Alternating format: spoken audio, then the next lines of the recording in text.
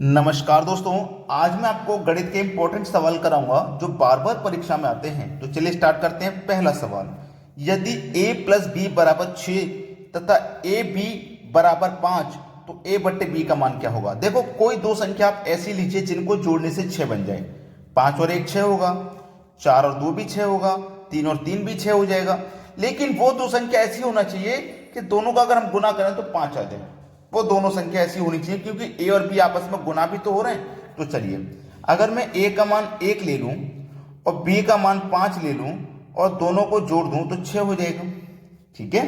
और ए का मान मेरे पास 1 लिया है, बी का मान मैंने 5 लिया है और दोनों का अगर मैं गुना करूंगा तो 5 एकम 5 आ जाएगा।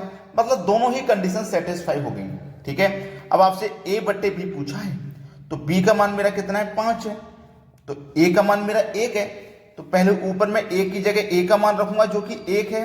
बी का मान 5 है तो नीचे भैया 5 रखूंगा मैं। ठीक है, नीचे 5 रखूंगा। हमसे क्या पूछा है, ए बट्टे बी बराबर क्या होगा। ए बट्टे बी बराबर क्या होगा, तो भैया मेरे पास मान कितना आया है, 1/5 आया है। अब 1/5 तो किसी भी ऑप्शन में है क्या, 1/5 तो किसी भी ऑप्शन में नहीं है। अब जब इस तरीके का सवाल आपके एग्जाम में आ गया है, अब आप उसे कैसे सेटिस्फाई करोगे। 1/5 तो किसी भी ऑप्शन में नहीं है भाई, किसी भी ऑप्शन में 1/5 तो है नहीं। क्या करें, आंसर क्या करें।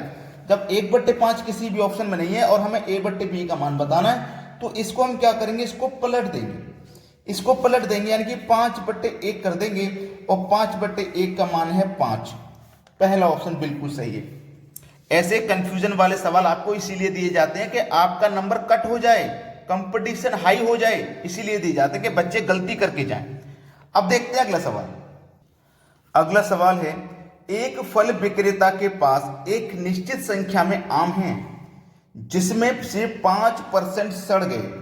देखो, उसके पास जो भी आम होंगे वो अपने आप में 100% होंगे और इसमें से क्या हुआ है, 5% सड़ गए हैं। अब 100% में से 5% सड़ गए तो इसका मतलब 95% सही आम बचे। ठीक है।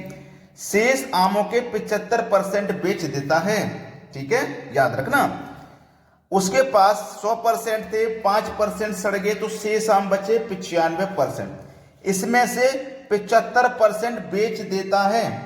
ठीक है, तो देखो 95% का उसने 75% बेच दिए।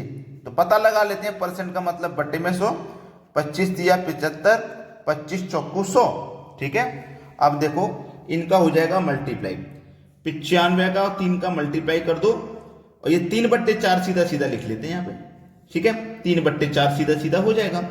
अब ये 3/4 का क्या मतलब है, ये 95% है ना मेरे पास, 75% बेच दिया तो बचा कितना, जो भी देखिए यहां पे मेरे पास 95% बचा था तो जो भी बचा है वो अपने आप में 100% है।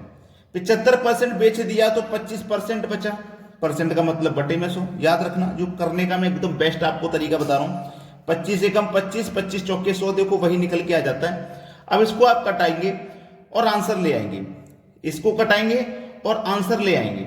अब आपके पास देखिएगा कि एक की वैल्यू जो है वो 4 के बराबर है। ध्यान देना, एक की वैल्यू 4 के बराबर, हमारे पास 75% बेच देता है और उसके पास 95 आम बच जाते हैं। 95% में से उसने 75% बेच दिए तो 95 आम बच जाते हैं। 95 आम अभी भी बच रही हैं उसके पास। ठीक है, 95 आम अभी भी उसके पास बच रहे हैं। हो गया सवाल खत्म। एक बराबर क्या है, 4 के है। एक बराबर 4 के है तो 100% का मान भैया कितना आ जाएगा, 400 आ जाएगा। सीधा सीधा सवाल खत्म हो गया। सी ऑप्शन बिल्कुल सही जवाब है।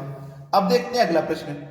अगला सवाल है, एक आदमी बगीचे में 5184 संतरे के पेड़ ऐसे बोता है कि एक पंक्ति में जितने संतरे के पेड़ हैं उतनी ही पंक्तियां हैं। बगीचे में कितनी पंक्तियां हैं। बहुत अच्छा सवाल है।